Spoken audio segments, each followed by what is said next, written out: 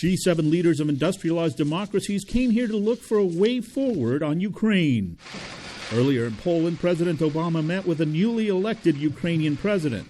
At the summit's conclusion in Brussels, President Obama called on Russia to work with Ukraine's new leader. So I believe his inauguration provides an opportunity, particularly since he has demonstrated a commitment to reach out to the East and pursue reforms. Russia needs to seize that opportunity. Russia needs to recognize that President-elect Poroshenko is the legitimately elected leader of Ukraine and engage the government in Kyiv.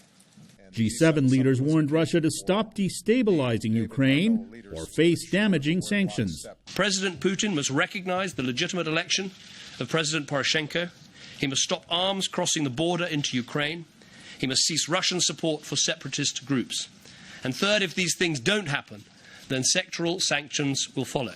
Showing that G7 nations are united was President Obama's goal in coming here.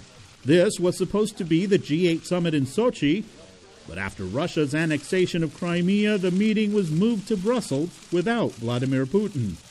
But the gathering also further exposed divisions. The U.S. is concerned about a French deal to sell Russia warships. Mr. Cameron and German Chancellor Angela Merkel were among the G7 leaders planning private meetings with Mr. Putin.